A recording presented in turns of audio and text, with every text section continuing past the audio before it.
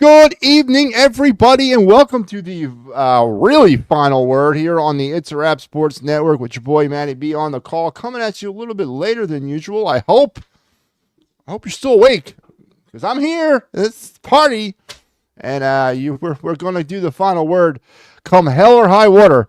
We're doing the show.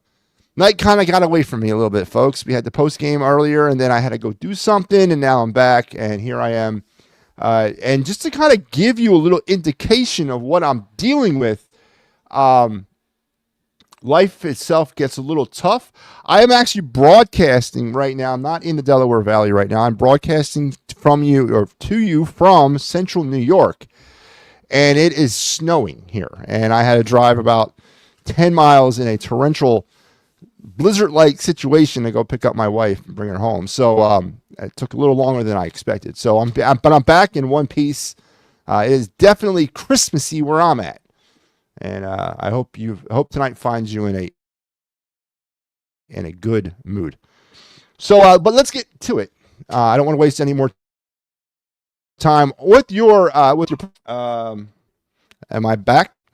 Oh, Chris, it's going to be one of them nights. Okay. I think I'm back. You guys hear me?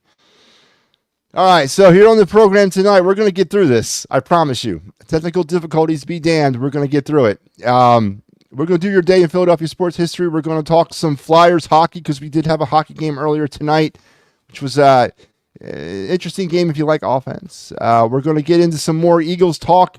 The delusion about this team continues to run rampant amongst the homers of the fan base, and we're going to get into my reasoning around that and what I'm actually talking about. It's not everybody. It's only a certain percentage of Eagle fans out there that are completely twisted and confused about everything, and we're going to get into some things. So, and as I said, I'm going to discuss a little bit of what I mean. We're going to do our of the night topic or of the night segment, and then we're going to wrap it up with our card review. So let's get things started here with our day in Philadelphia sports history. We go back to the year 1998. It's a football point. On this day in 98, during the 99th annual playing of the Army-Navy game, it was the game where the railing collapsed and all those cadets spilled out onto the turf of Veterans Stadium in the 31-30 Army win. I don't know if you guys remember this. I certainly remember this. I was not at that game, but I was watching it. And this is one of the. I don't think this was the reason why they decided it was time to build a new stadium, but it definitely put or expedited the process to get some new facilities down in South Philadelphia. But I remember watching it. Somewhat of a national embarrassment for the city that day, watching all them cadets spill on out onto the field, falling from that high little drop off from the tunnel down onto the field surface onto that hard Veterans Stadium AstroTurf on a cold December day. But that was your day in Philadelphia sports history in 98. It's interesting that we're talking about that as a day in history, the day from the railings at Veterans Stadium on this date in 98. I hope you enjoyed that. And that was brought to you by the good folks here at where am I at? It's a Wrap Sports. It's a Wrap Sports. So they're not all sunshine and rainbows, right? It's not all sunshine and rainbows. Yeah. Barber checking in. The damn goalie play bit us in the ass again. I'm so grrr. I guess that means she's so mad. Yeah, I guess we can get into this Flyers. I was hoping for a Flyers win. I was hoping for a low scoring game too. I was hoping for a game that we could build off of, right? All those good positive vibes. We had that little 3-game winning streak, those points in our last 5 games. I thought, I was really hoping that we could build off of something like that. Not the case tonight. Breakdowns galore in front of Fedotov, Kovalov. Just a really sloppy hockey game by the Flyers tonight.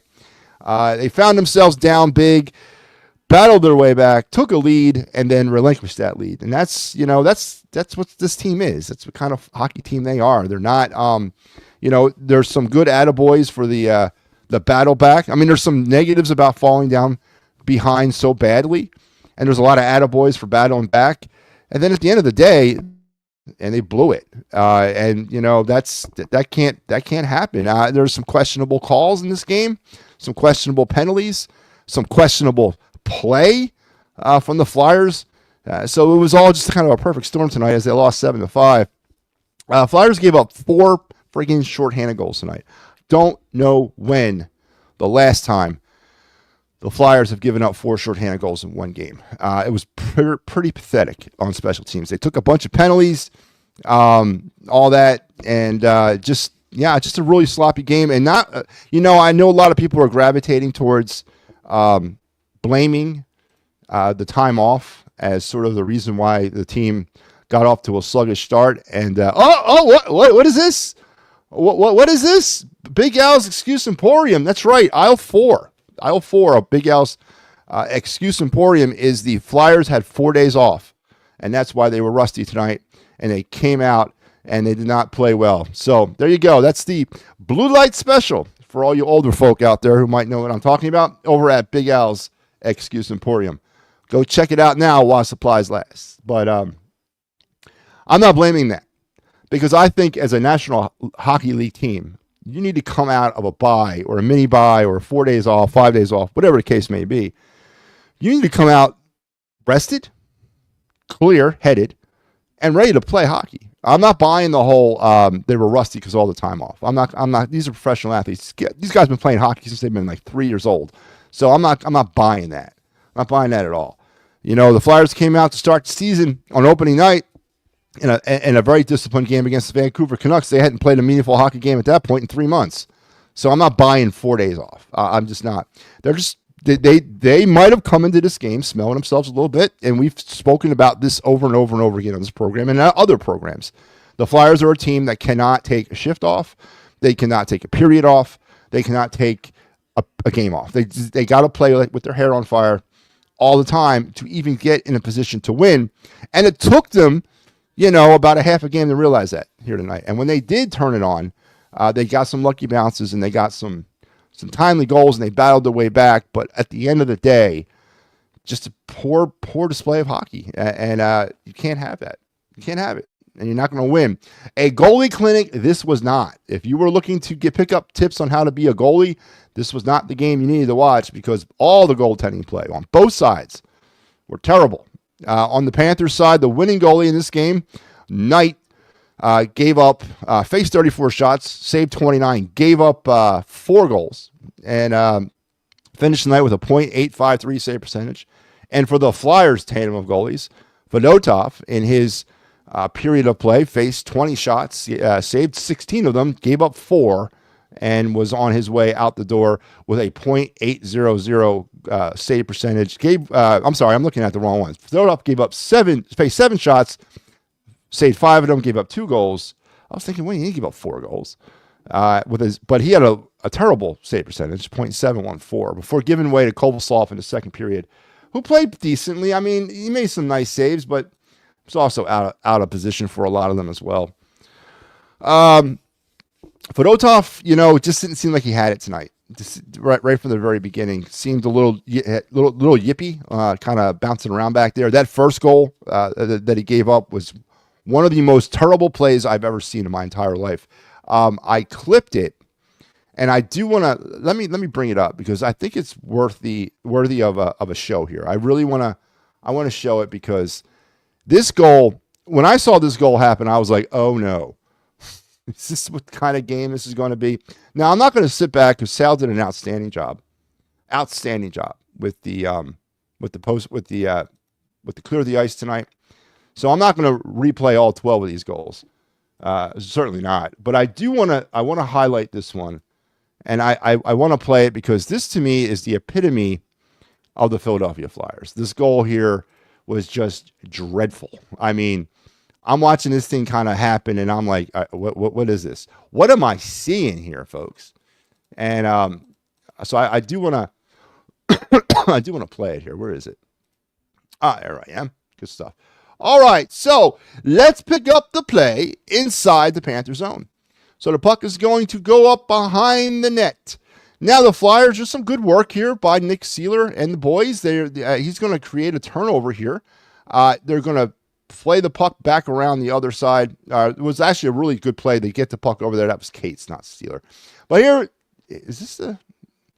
Did I get the right goal here? I don't think I got the right goal. No, this ain't the right goal. So let me pull the right goal up. I'm sorry. I am so sorry. Is this the right one? It's the wrong game. Oh, wait. I think I found it. I think you're in luck. Yeah, this is it right here. This is the goal. All right. I knew Nick Seeler was involved in it. I'm like, why am I looking at Noah Cates? It doesn't seem right. But all right. Here we go. Let's do it now. Not like live TV, folks. Let's get it up here. So here we go. So behind the net, we're still in the Panther zone.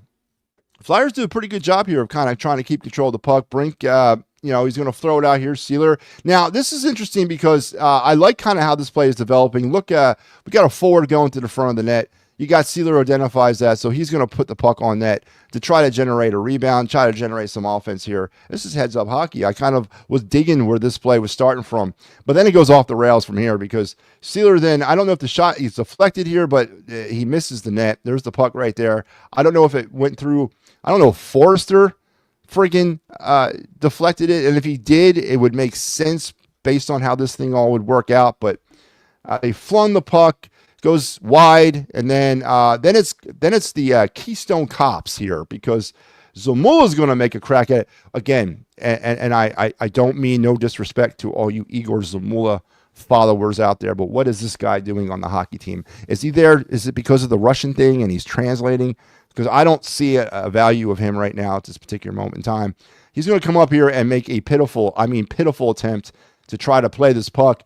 Goes chipped right on past him. Then Brink is going to kind of get a turnover, fan on it, and there's a giveaway. And then here we go, coming out of the zone. Forrester doesn't look like he's got an edge from the very beginning. He looks like he's trying to walk on the ice. He looks all wonky and kooky and all that. And then there's going to be kind of a little bit of there's some contact there. Maybe that's a slash. I don't know. Forrester's just going to fall down.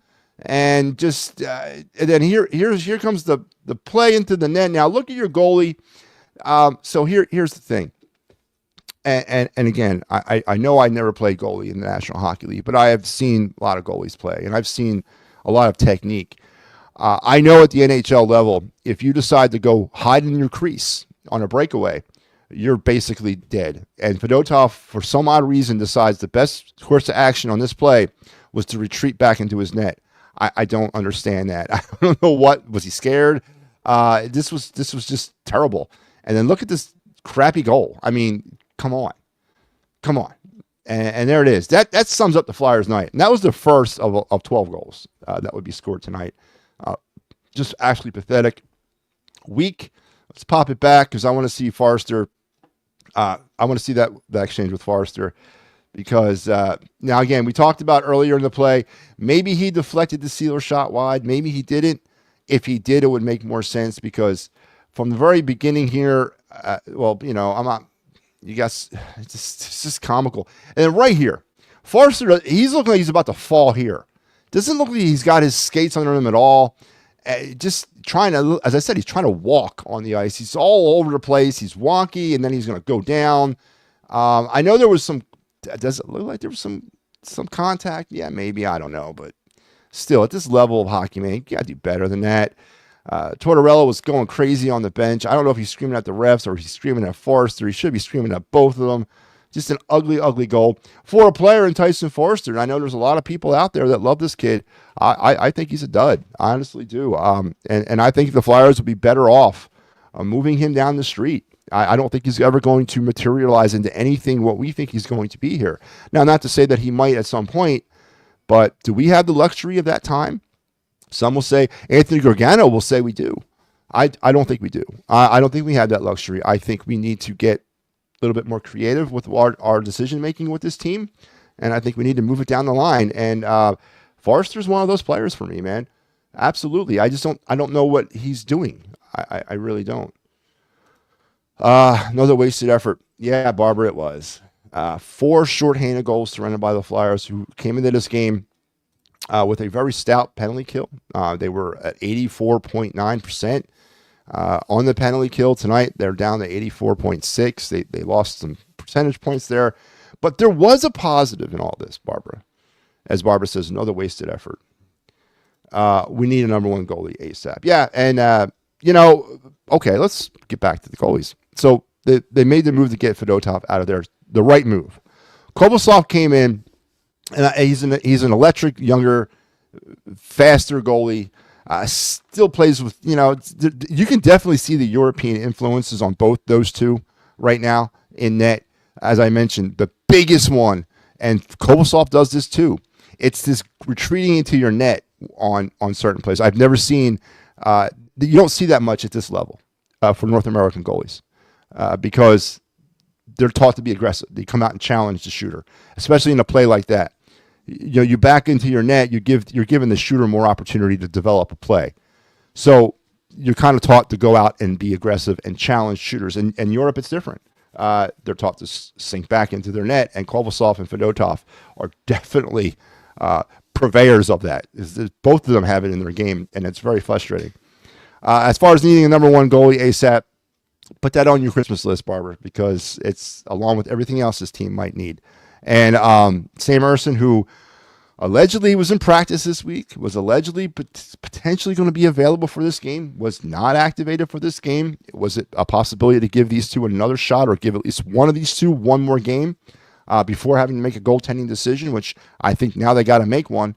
And right now, if you're asking me, I'm sending old Ivan back down to Lehigh, and I'm going to roll with Ersson, and I'm going to roll with Kovalov as my tandem until further notice, until we make a trade or until something else gives. But we do need a number one goalie. We do.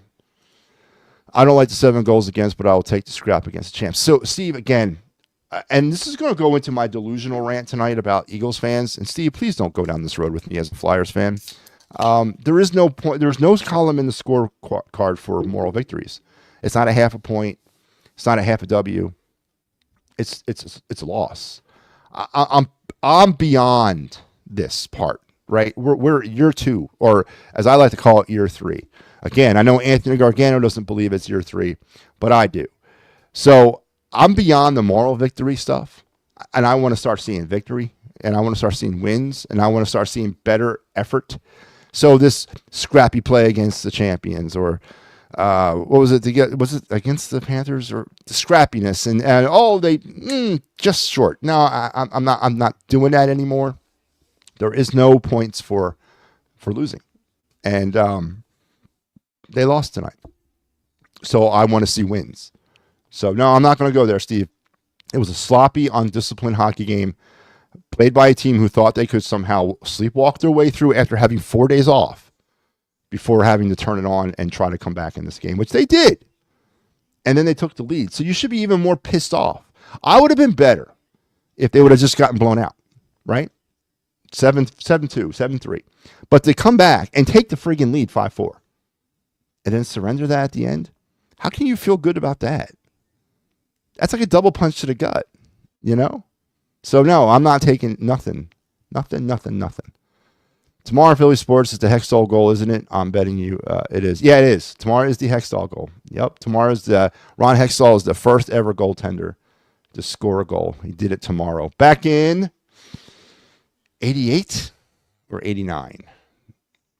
I can tell you right now, actually. Let me tell you right now. It is... Where are we at here? Actually, Steve, it is on Saturday, the 8th. Sunday, 87, December 8th is when he did it. So you're close, Steve. Good job. I'll give you an attaboy. It's a moral victory. As Hugh Douglas would say, the vet was a ghetto. It was a ghetto, but it was home. Boy, it was home. But that whole incident with the cadets, I was bad. I was bad juju, man. And oof. But yeah.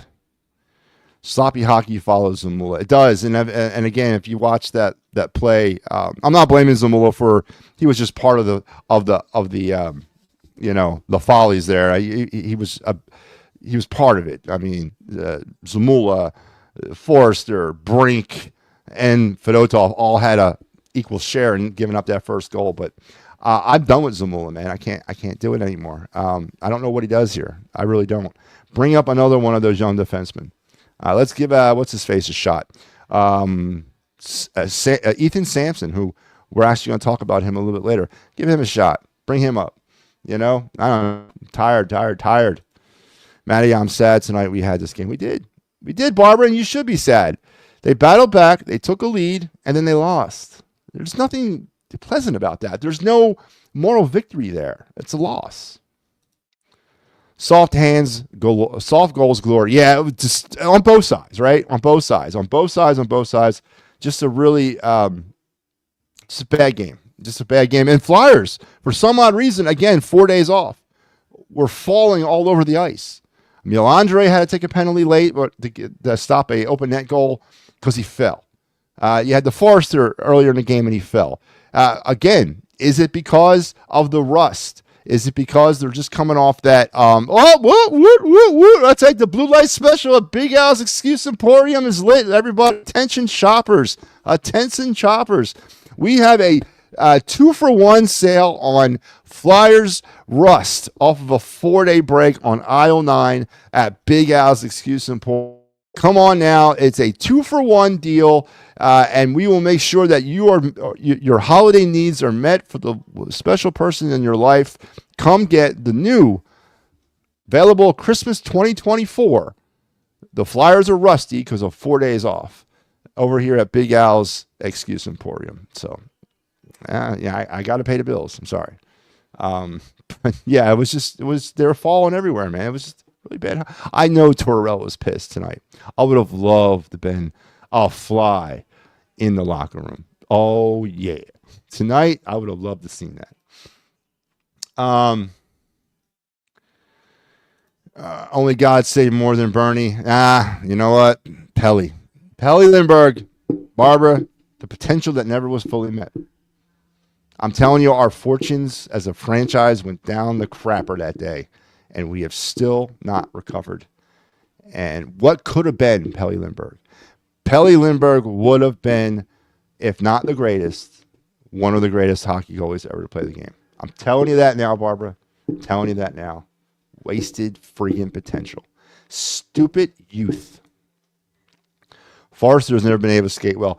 Steve, tonight he was trying to walk on the ice, all right? I'm done, man. I'm done with Tyson Forrester. I just don't know what he does. I got into an argument about Jim Jackson over Tyson Forrester. I don't think he's nothing more than a fourth-line centerman. I don't think he's nothing more than a fourth-line guy. I'm telling you, man. I can't. I don't know what people see in him. Are we falling in love with the name on the back again? Is that what we're doing with Tyson Forrester? I don't know what he does here. I'm telling you, he needs to be moved before he gets worse. JC sometimes goalie has to bail out the team and make big saves. JC sometimes S goalie. What do you do? I don't know what that means. Could you just cause maybe? It's bad technique, right? It's terrible. I think it's European, Barbara, because Kovalsov does it too. Or it's KHL, Russian, something. Because Kovalsov has a tendency to do it too. Watch the tape on him. He'll retreat back into the net a lot of times. I don't know if, what's his name, Dillenbach is trying to break him of that. He needs to, because at this level, with these types of players, you can't give them more time. You can't give a shooter more time to make up his mind on what he's going to do. You got to challenge him. Now, there's times when but you never retreat deep into your crease, and these guys live back there. It's so frustrating to see that. Agreed, Matty, that's the right pair of goalies. Yeah, I think so. I think going forward, it's got to be Erson and Kovalsov. I think so. No medals for trying. We lost again. Absolutely. 89. Hexall? Yeah, 87. Yep, it was December 8th, 1987. Oh, my God, that's funny with Al. Oh, Barbara, you don't know about the Excuse Emporium? Oh, my God, Steve, you got to spin her up, man. That was born over the summer when I had to listen to Al give reasons why the Phillies were struggling in London and then in Baltimore and Boston because they missed mommy and they missed sleeping in their own bed and they missed taking a shower without shower shoes. I mean, all this nonsense of why they were losing. So from that was born Big Al's Excuse Emporium. Now, we just recently started creating graphics for the facility. We're a little behind the times, but holidays, we got to eat too. So Big Al's Excuse Emporium is now open for your Christmas and your New Year's shopping. And please, we got everything, Barbara, for the most discriminating Philadelphia sports fan who cannot face reality. We have it all for you. We have your Eagles needs, your Sixers needs, your Flyers needs, and your baseball needs, all in one easy location, Big Al's Excuse Emporium. That's Big Al's Excuse Emporium, serving your Philadelphia sports reality-driven needs since 2024. Come on down and bring the kids. We'll have some fun. So there you go. That's the Big Al's Excuse Emporium in a nutshell. Phil has the excuses covered for the Eagles, especially his son Hurts.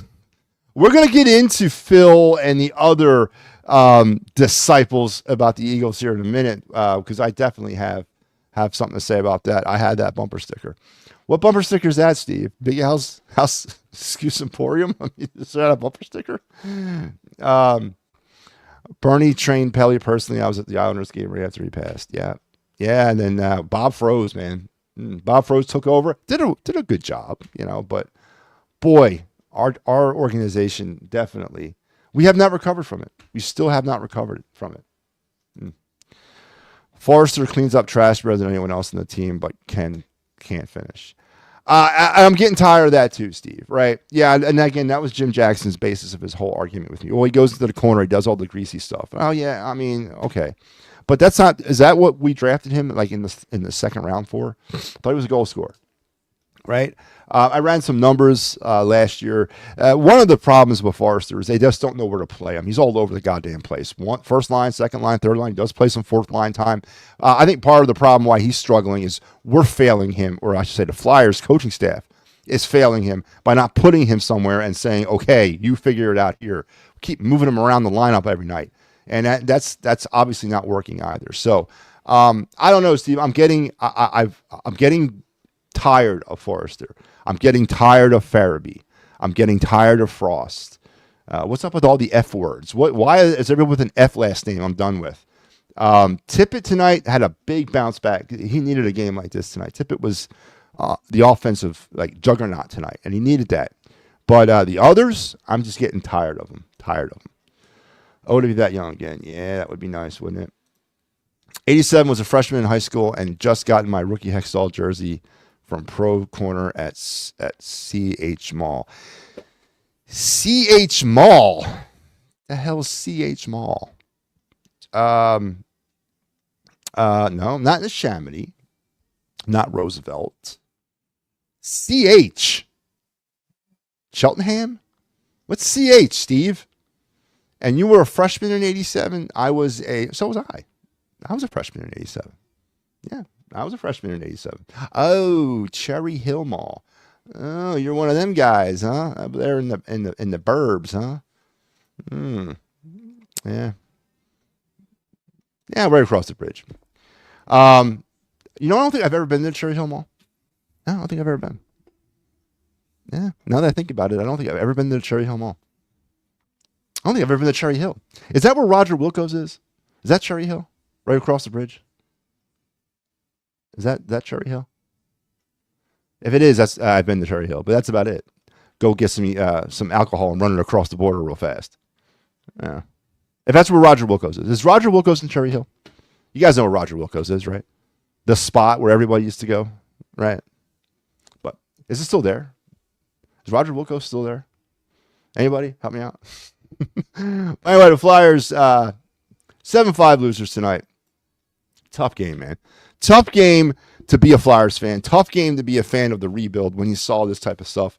It had everything, though. It had goal scoring. It had no goalie. It had penalties. It had power plays. It had fighting. It had it all, and it had a Flyers loss. So Flyers lose tonight 7-5. They will now wait till Saturday, and things are not going to get any easier as they will have to face now the Boston Bruins on Saturday afternoon. And Do I have the graphic? I do have the graphic, and here you go. Sal will be back with you on Saturday, and I will finish things up for you on Sunday in our very first meeting against the Utah Hockey Club. That's right. Don't call them the Arizona Coyotes anymore. They are now the Utah Hockey Club, and it's a funny thing because in all the record books, they're starting over, right?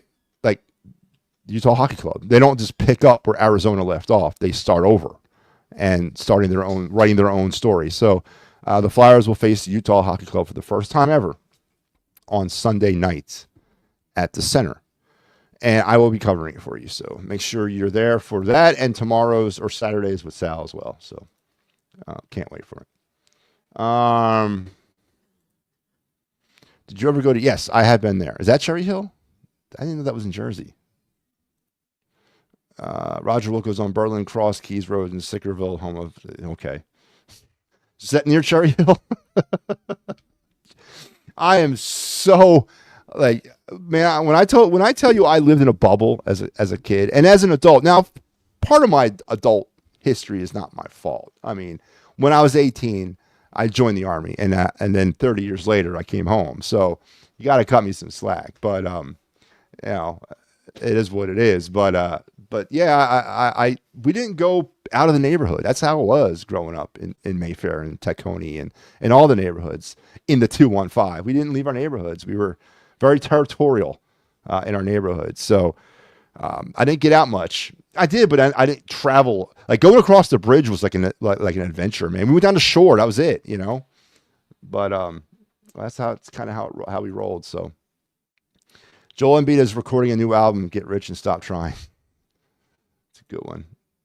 I like your style. I like your style too, Barbara. All right. So Flyers are going to be back in action on Saturday against the Bruins, and then on Sunday against the Utah Hockey Club. I got you on Sunday. So we'll get back to some Flyers talk, but I have to.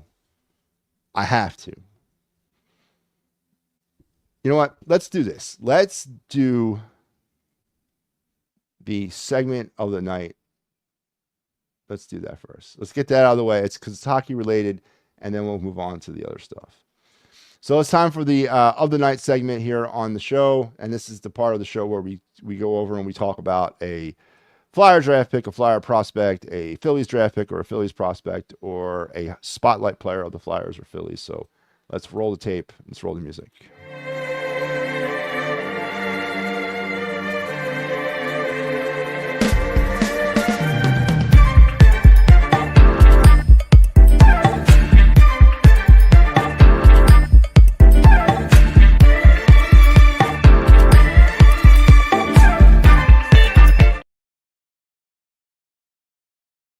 All right, we are back, and this is the of the night segment. And tonight we're focused in on the Flyers prospects. We've been focusing on the Flyers prospects really since the show debuted back in October, but that's going to change starting in January, and it's going to change right after the IIHF Major Junior tournament at the end of December.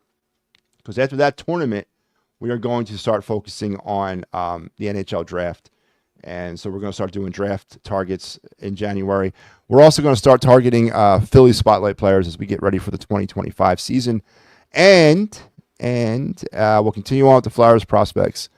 And then we're also going to probably in February start breaking down the MLB draft as we're getting ready. You know, baseball's just around the corner. Division I college baseball starts on Valentine's Day. So not training camp or spring training. No, man, they go in like Valentine's Day. So things are starting to bear down on us again, which is great. So we're still kind of stuck in the Flyer prospect mode for now, but I'm enjoying that because it's a lot of work breaking all this other stuff down. And when I started in January, it's a nonstop process to the end. So let's continue our look at the Flyer prospects tonight.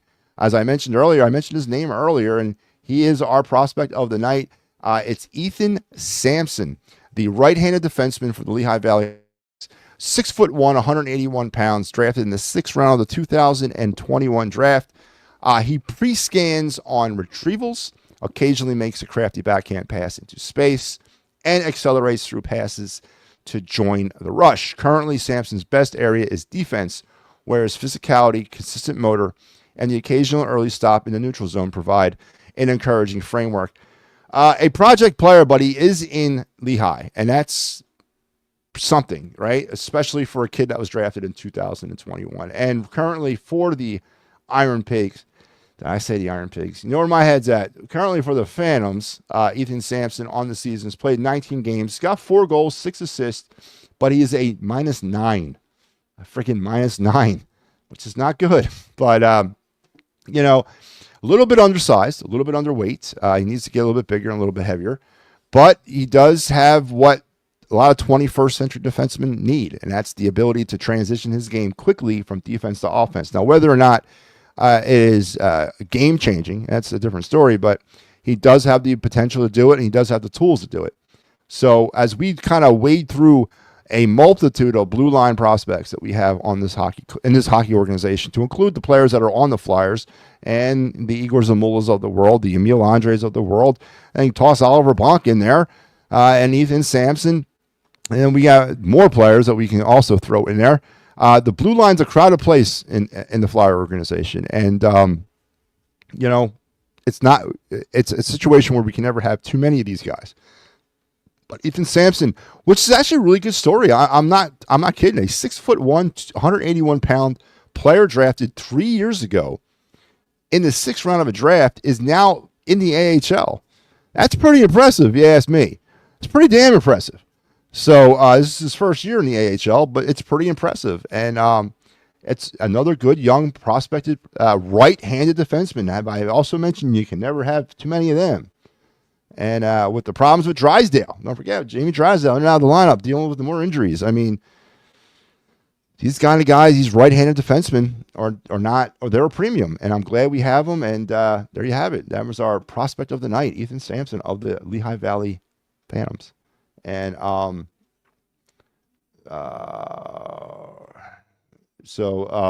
but yeah. Steve says the Cuz called Matty tough. Actually, you know what? I don't know if you caught it, Steve. I'm going to play it right now again for you guys. So earlier tonight on the Birds Blast, I played this, but I'm going to play it here now because I think it deserves to be played again. Where was it? You know, let me pull it up here because I think it's pretty funny. Personally, I think it's pretty funny. I don't know, maybe it's me. But this is Anthony Gargano yesterday. Again, if you haven't seen the episode, please go back and watch it. It was really a lot of fun doing it. But I'm going to play this. This was from his show this morning, by the way. This is from the Gargano show this morning. I'm going to play it, and I'm going to react to it because I think it's pretty funny. So let's roll it. Roll the tape. Talking about one piece of a team. You're not talking about their defense. You're not, right? Like the Eagles' defense has to be a part of the equation. I did a podcast as a nice guy, as a local podcast, and he asked me to come on, and he was a real nice guy, but very negative, Matty. Right? He was real like everything was like, I want a title, I want a championship. Are you telling me the Eagles are a championship quality team? I go, yeah. They're undoubtedly a contender. Well, I don't know about that. How could you say that? Well, look at their defense. Could they, like Jalen Hurts? Look at their defense and watch them play. They run the ball, play defense. Yeah. Like their defense is a top 2 defense in the league. Who was the horrible Ravens quarterback that won? If you guys solid defense and a running game. Yeah, it plays. All right, so that was this morning on the Anthony Gargano show. First of all, let me fire back. I didn't sound like I didn't do any of that. All right, I don't sound like that. Or if I do, then I need to work on that because it sounds like a Muppet. All right. I didn't sound like that. Okay. And second of all, the player they're thinking about is Trent Dilfer, right, from the Baltimore Ravens in 2000 that ran behind that defense and game managed the Ravens to a Super Bowl. To equate the 2000 Ravens defense to the 2024 Eagle defense, it's a little wackadoo, okay? Because they're not the same type of defense. Who's the Ray Lewis on the 2024 Eagle defense? Who's the Ed Reed on the 2024 Eagle defense? So to make that comparison is completely crazy, right? And third of all, when has it become a crime to want to win championships? When has it become a crime to not want to finish second? When has it become a crime to look at the trophies and the medals and the cups and say that's the measure of greatness, not 41-19 in the regular season or a Super Bowl appearance and a loss? When has it become a crime for me to want the greatest sports fans on the face of the earth to get theirs, to be given what they are owed by these teams? And if it's a crime, then lock me up and throw away the key, because I will never back off of my pursuit for the truth and for excellence in sports. Okay, I'm not going to rest on, oh well, they're a great regular season team. Nick Sirianni's taken them 3 years straight to the playoffs. He's gone to the Super Bowl. You know how hard that is, and they lost the Super Bowl. I'm not resting on that. That's what losers do, right? You get to a certain point and you don't achieve the ultimate goal, then you step back and you figure out why that wasn't, and you make the necessary adjustments, and you wash and repeat until you reach that level. It's a never-ending struggle. You never stop, and you never assess it by saying, well, you know what? We won 15 games this year, or we made it to the NFC Championship game, or we made it to the Super Bowl, and it hadn't been for the grass, or if it hadn't been for the referees, then we would have won the Super Bowl. Oh, here we are. Big Al's excuse. Whoop, whoop, whoop. Sorry, everybody. I apologize. I triggered another one. It's the clearance aisle over at Big Al's Excuse Emporium. Getting rid of all your Super Bowl 57 demons and ghosts. Check out the clearance bin on aisle 7. Everything 75% off. Sorry about that, but you got my point. I'm not going to sit here and I'm not going to complain and apologize for not backing off of wanting to win. And, you know, I love mixing it up with Anthony. I love mixing it up with Jim Jackson. You know, who's the next one? Who's up next? That's what I want to know. But I'm not going to stop, man, because it's all about the gold, right? It's all about the cup, the trophy. It ain't about second place, because just like tonight, great effort. They fought back. But at the end of the night, they lost. Is there positives to pull from it? Absolutely. But is there positives to pull from it and not learn from it? No. Because you lost. So you have to learn. But it's when we fail. And yeah, failure is not winning. When you don't win a Super Bowl in football, the season's a failure. It is. You can sugarcoat it and dress it up any way you want it, but it's still a failure. There's only one team that succeeds every year in the NFL. That's it. And everybody else is a failure. And the quicker that people in this town recognize that, and the quicker that the Eagles management recognize that, the quicker we'll get back to the top of the mountain. Because it's a failure, but it doesn't end it. What's the greatest tool? What's the greatest life learning tool we have? It's friggin' failure. You learn from it and you move on. But when we go back and we bring out the same stuff like year after year and we try to dress it up, you know, it that infuriates me. And I'll never back off from it. Anthony's got his takes, and I'll respect those takes. But I got mine. And I'm sure as hell I ain't going to back off of them. And you could call it negative. It's not negative. It's not negative because the overarching thing for me is success. So I want them to win. So it's not negative. It's real. So again, negative would be wanting them to lose. I don't. I want them to win. And I just don't think they're doing it right. And I don't think we should accept it. And that's just my take. So I respect Anthony. I love him being on the show.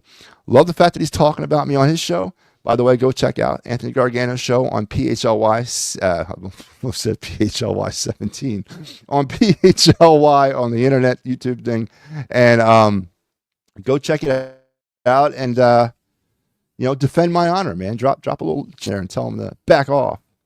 But no, I enjoyed that. So I just wanted to share that with you guys because I thought that was pretty funny that he hooked it up. Dude, when is Samu time? Yeah, again, another player, and he's due up on our prospect, Steve, soon as well. But another player that could potentially get his opportunity here soon too, because some of these players just aren't working out. Joel Farabee, now he got into that fight tonight. It could have been frustration boiling over. I don't know, but a change has got to come, man. It's got to come. Cuz loves his teams. Yeah, I know he does. He's a little bit entitled too. The NFL on the whole is mediocrity. Yeah, it is. No half measures, Walter. Lawyer proclaimed the Eagles as the gold standard for the NFL. I laugh at that too. I do too. Matt is taking the Paul Jolowicz road second place. This is the first loser. It is. I mean, it's almost like these guys think I'm making this stuff up. And I'm about to get into some hardcore stuff here too that might piss off some people. But again, I'm just talking fact. I'm not pulling numbers out of my ass. I'm talking the truth. Man, a lot of these guys like Phil, et cetera, don't think fans should criticize their teams and players. He's crazy with Hurts. It's scary. Phil's dangerous. Phil's dangerous because people listen to Phil. And that makes Phil dangerous. But Barber, you got to be the yin to the yang. You always got to fight. You got to fight the power, man. Never let them get too high. Always chop them down a little bit. Keep them down at the level where they need to be. But let's move into, I guess, my main segment of the night, and that's the delusionality of Philadelphia Eagle fans. And I guess Phil from the STT Network, I'll give him a plug. Go check it out. Quality entertainment. Go check him out on the mornings. I'll throw him in there. And again, this is not about Phil, but this is about Phil-like people. I'm hearing a lot about it this week, man. I've heard everything from Nick Sirianni being a Coach of the Year candidate. I've heard every year, I've heard Jalen Hurts' name being used in vain as an MVP candidate. I've heard Saquon Barkley. I've heard it all, and I am going to attack one aspect of this of the delusional Eagle homer. Okay, and that's what they are. And the homerism thing, that's a real thing, man. And it's a sickness, and these people need help. So if you know a homer, and you know he's suffering or she is suffering, please reach out to the proper medical professionals. Get them the help that they require because they need it. And if they don't receive the help, they're going to get lost forever. And we can't have that, man. We got to protect our people. We got to make sure everybody's happy and healthy. So if you know somebody who's suffering from homerism, call the proper medical authorities today. Give them my name. And they know exactly what to do with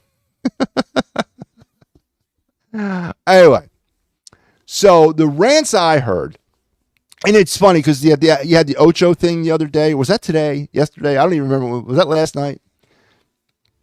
You had the Ocho thing, right, where he said, Jalen Hurts, they're hiding something. The Eagles are hiding something with Jalen Hurts.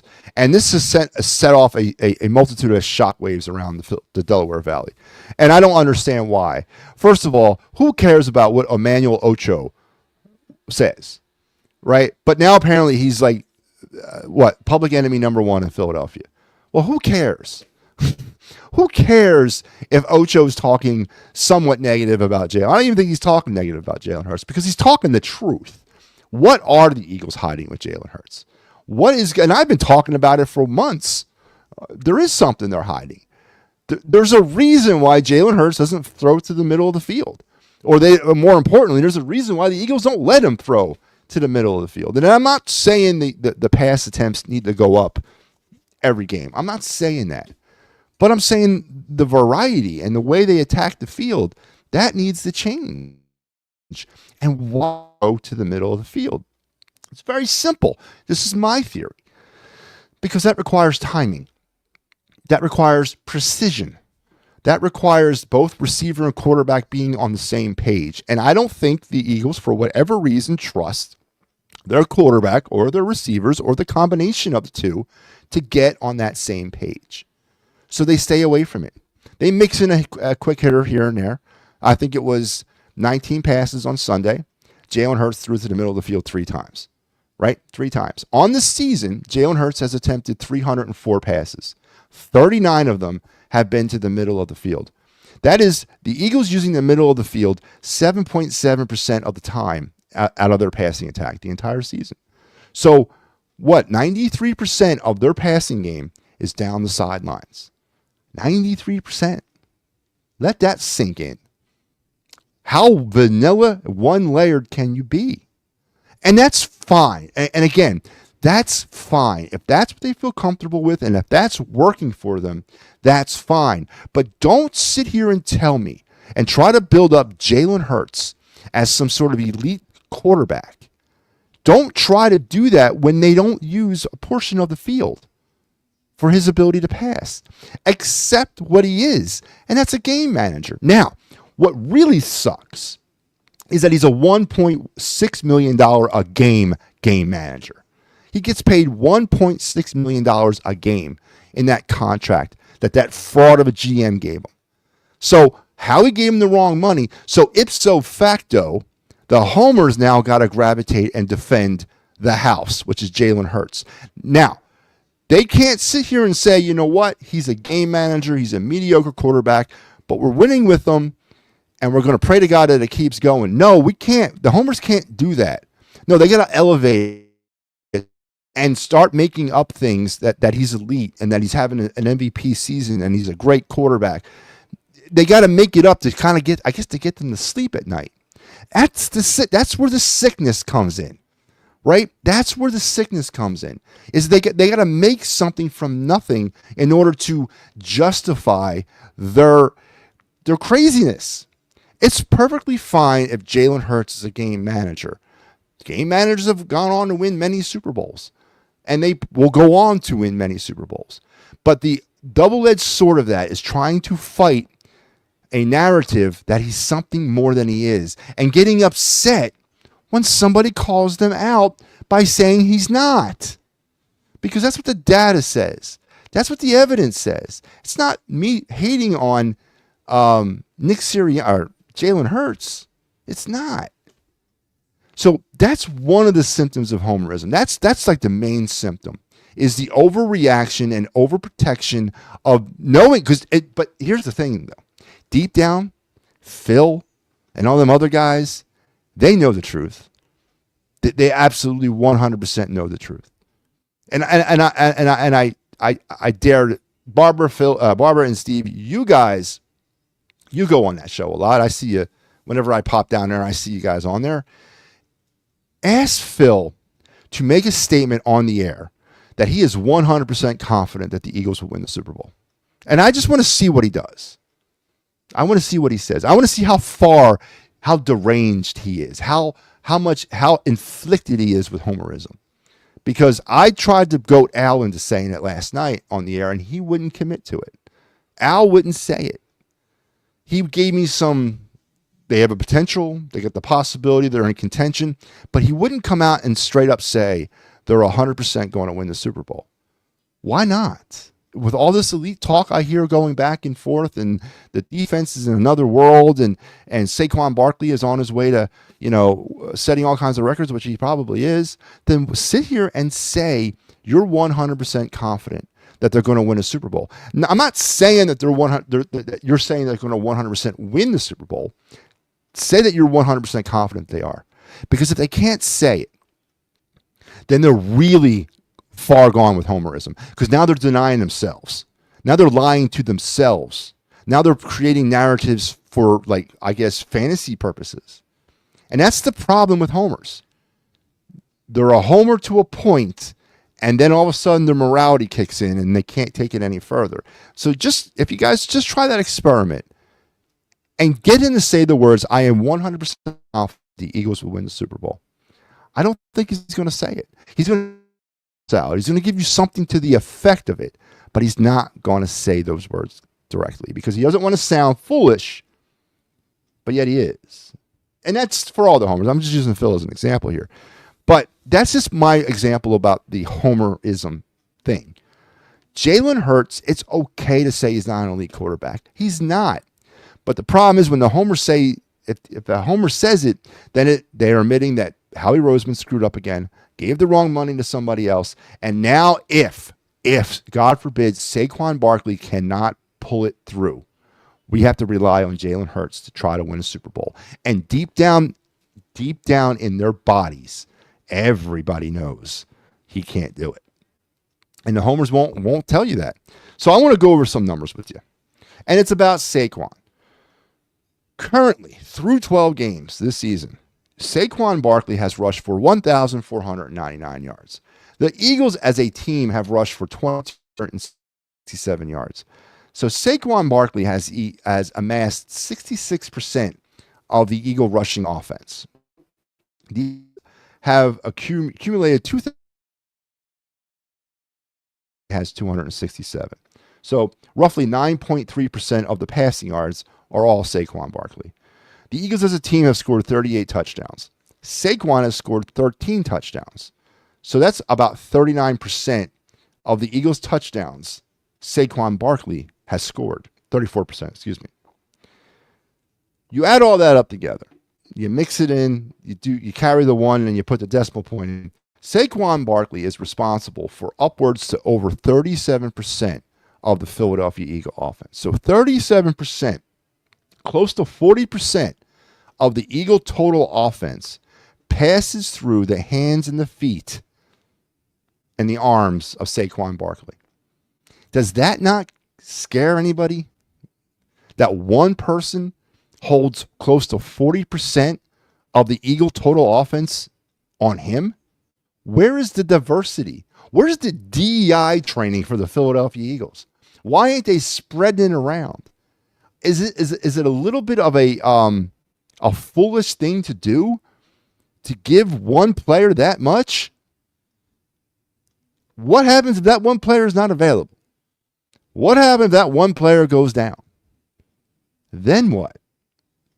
Then we gravitate to this. Well, we don't know if Jalen Hurts can be that guy. We don't know if Jalen Hurts can take the team to a different level. We don't blah, blah, blah, blah, blah. There's a lot of unknowns. Well, that's scary because there's no way, in my opinion, they're going to get away with running Saquon Barkley to a Super Bowl. There's going to have to be a moment where he's going to have to throw the football. And there's going to be a moment where that passing game is going to have to win and going to have to be part of winning football for the Eagles. So with a player in Saquon Barkley that controls 37% of your offense, that's scary to me. It's scary to me. Oh, man. Barbara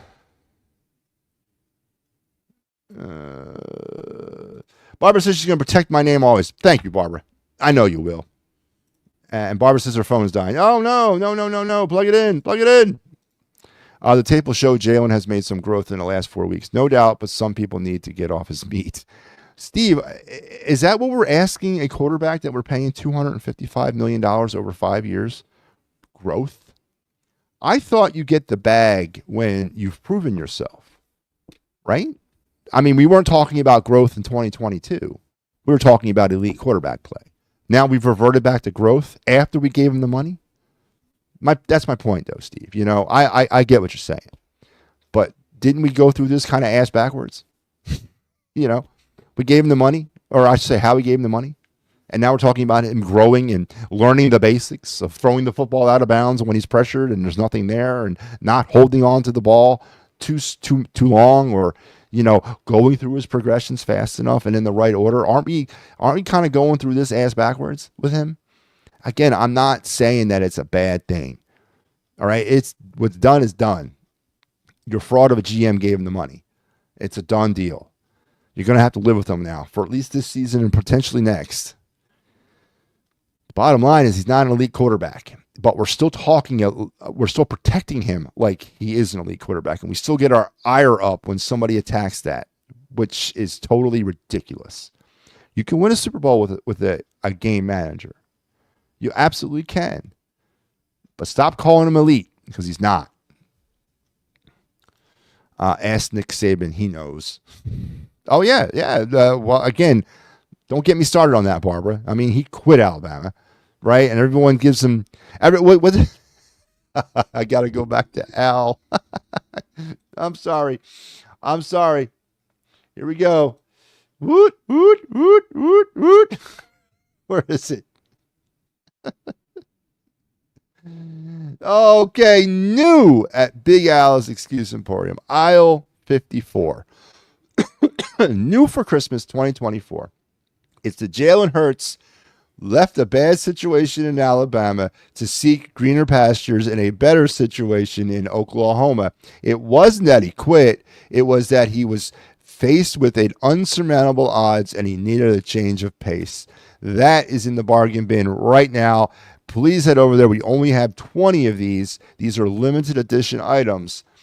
Get them now while they're hot and enjoy your holiday seasons from all of us at Big Al's Excusorium. Oh, man, oh, man, oh, man. He's going to kill me when he sees this. Oh, man.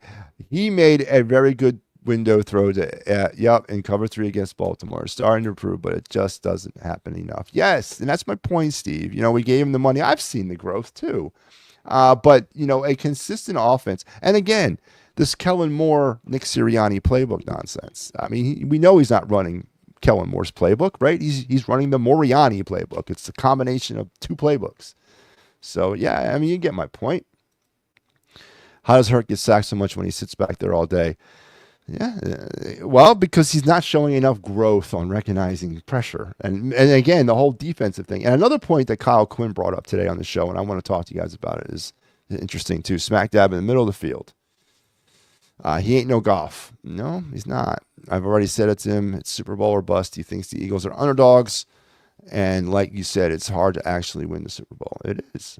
It is. Matty, I named 12 quarterbacks I consider better than Hurts, and I got attacked on the show. I go there less and less. Trust me. No, Barbara, that is the wrong answer. Darling, you need to go there more. See, you can't let them win. That's the secret here, Barbara, right? Because you got to stay on. You got to be the fly in the ear. You got to be the pain in the ass, the monkey in the wrench, the fly in the ointment, the whole thing. You can't let the bullies win because that's what they are. They're going to bully you. They're going to mob mentality you out of there. Can't let them win. You gotta hit them hard. I'm not saying you gotta hit them hard every day. You can drive in some sneak attacks, drop some carpet bombs, and then head on out, and then come back a couple of days later and assess the damage. Absolutely, you can do things like that, but you must not quit the fight because eventually you will bomb them into submission, or you'll become known, one or the other, like me. But don't stop going there. Don't let them win. Don't let the bastards win. All right? Keep fighting for your right, Barbara. That's how winning's done. The goddamn first down quarterback draws the options. Have to stop. Yep. 2 wide receivers getting paid over $25 a year. Yeah. And not getting the ball. Now, again, Barbara, as I said, I'm not really up in arms about the passing attempts. I don't care if it's 22. I don't care if it's 10. If it's 15, whatever. I don't care. The bottom line is this. Stop talking about him like he's an elite quarterback. He's not. And stop getting upset when people call him a non-elite quarterback because he is a non-elite quarterback. And we talked about the Goddard thing tonight too. It's time to go out and address that in the draft in April, maybe with the 3rd round pick they have, maybe with the 2nd round pick. Go for the edge rusher at first and then maybe address either tight end at 2nd or 3rd because it's time to move on from Goddard. It really is. Yep. Another sense of humor. Well, I'm glad you do. All right. So anyway, I want to bring up one last Saquon Barkley thing, and then I'm going to do the card segment. And am I missing something? No, card segment, and then I am going to bed. So here's the deal. There's been what? I don't know how many. It's probably like 20. I took the top 11 single season rushing leaders in NFL history. The Eric Dickerson crew. Eric Dickerson, who has the single season rushing record at 2105. I took him and his 10 counterparts, the top 11 single season rushing running backs. And I ran some comparisons. And this is what I came up with. So in this group of running backs, Eric Dickerson, Adrian Peterson, Jamal Lewis, Barry Sanders twice, Derrick Henry, Terrell Davis, Chris Johnson, OJ, Earl Campbell, and Amon Green. There's 11 of them. And again, Barry Sanders is on there twice.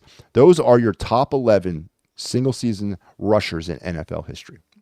Now, in the years that they set these rushing records, or in the years that they got on this list, these 11 players, 10, I get it, there's one on there twice, or a combined 4-8 in the playoffs. 4-8 with one Super Bowl championship amongst the 11 or 10 of them, which is the Terrell Davis 98 Super Bowl when he was a Bronco. The rest of the 8 losses have come in the first round of the playoffs. Not only is there 8 losses, but they've all come in the first round. There's concern here that Saquon Barkley, who might be on his way to a rushing title, could be running himself into the ground before we even get to the playoffs. Now, this is history. This is evidence. This is hard, cold data. This is not me making that stuff up. Is there a concern? Does the chase for a Super Bowl outweigh a chase for a rushing title? Does freshness in January outweigh his 300 yards on 34 carries against the friggin' Panthers on Sunday? Does that decision have to be made? I keep hearing about the selflessness of this Philadelphia Eagle team. Well, we'll see.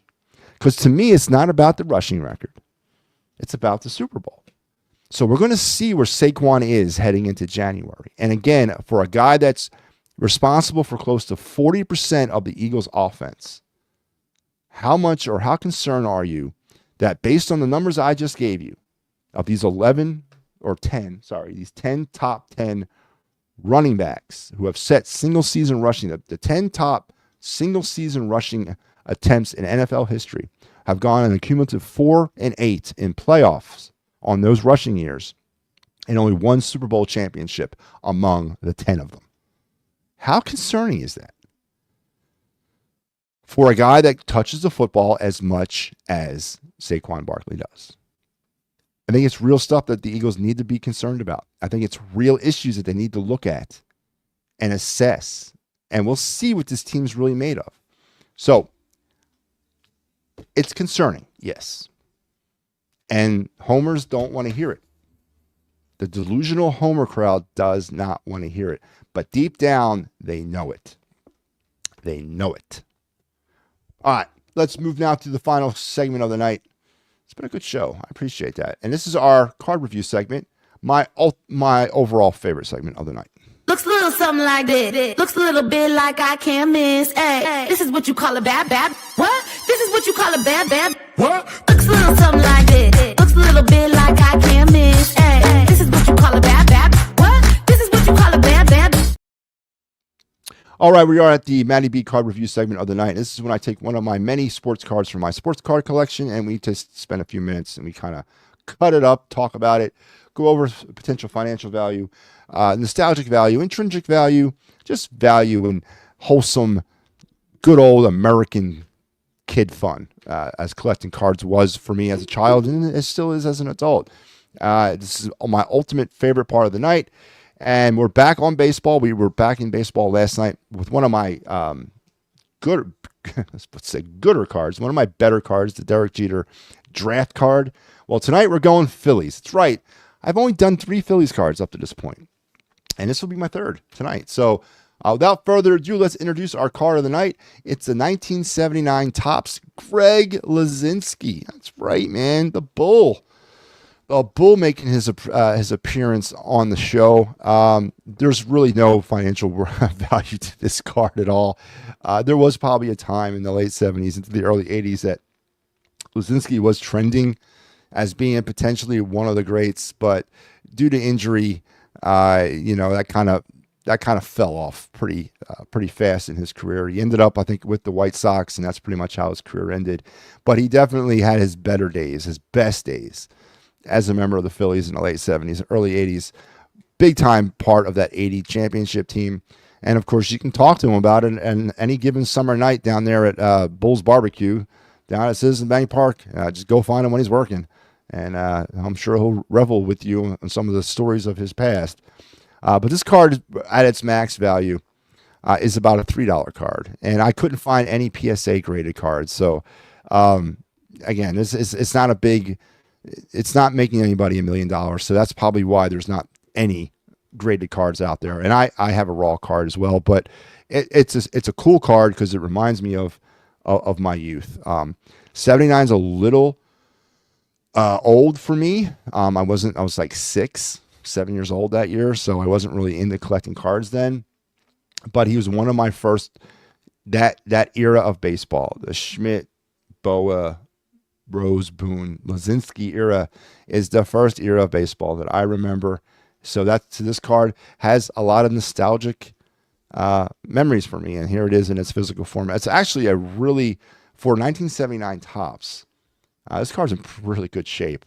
It probably would grade out as about a 9 right now. I've been looking at it all day. There's nothing there's some print issues with it, and what I mean by that, just print, because it's 1979. There's no like malfunctions with it. It's 1979, but the edges are sharp, the centering's pretty good, the color's good. So this card has really survived wherever this was being stored. And I don't know. I think it was out of my stepson's collection actually. Wherever it was being stored, it was being stored well. And here it is, the 1979 Greg Lazinski Topps, my card of the night. And there you have it. The card of the night segment and every other segment on the show is brought to you by the It's a Wrap Sports Network. Please like and subscribe. Punch it down below. Need your help. We're trying to grow this thing from the grass up, and we need help. So keep it coming. Hurts is 2-3 in the playoffs, 1-2 home games against teams with literally no quarterback. Yes, that's correct, Barbara. And now, now it's Super Bowl fever running high. We're going to see. And again, I wish Hurts all the best. I don't think he's a bad quarterback. I don't think he's elite, but I don't think he's a bad quarterback. And it's going to come down to the defense. And it's going to come down to the running back. But now here we go. Here's something else to take into consideration. What did Lane Johnson say in the locker room at the end of the Raven game? The Ravens were starting to call out plays during the game. They knew it was coming, but the Eagles were able to still be successful, right? When did that happen before? Happened last year against the 49ers in that game with Bosa calling out the plays. And it took the offensive line by surprise that they knew the plays. And what happened after that 49ers game? The collapse. Something to keep an eye on. The blueprint might have been exposed. The blueprint might have been given by the Ravens of how to beat the Eagles' rushing attack.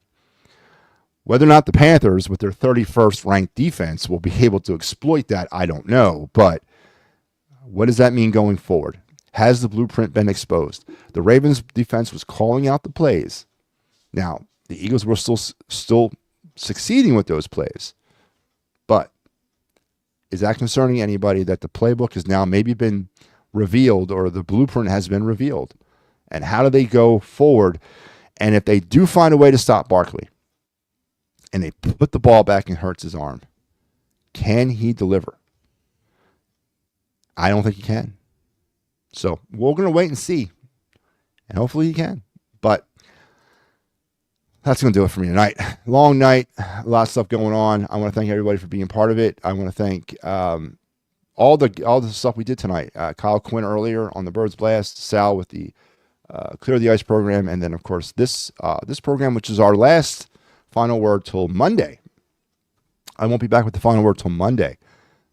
Sunday night, I have the postgame show. So there'll be no final word on Sunday night. I'll be back on Monday, and I'm sure we'll be talking more Eagles and wrapping up the Flyers, and hopefully we have some Phillies news as the winter meetings will start on Sunday in Dallas. And right now we are sitting at, 70? How many days are we out? 70 days today, or I guess technically now 69 days. Oh, great. 69 days today when pitchers and catchers report. So we're getting close, but we will talk again. I'll see you guys again on Sunday. Wow, that's right. I won't be back till Sunday with the Flyers and the Clear the Ice. Make sure you're tuned in over the weekend. We got you covered on Saturday for the Bruins Clear the Ice. We got our post-game show. What is it?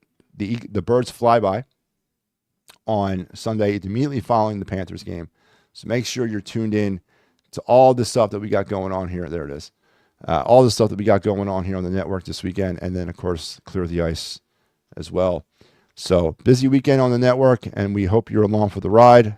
Until we see each other again, you guys have a great night and an even better tomorrow. Take care. I'll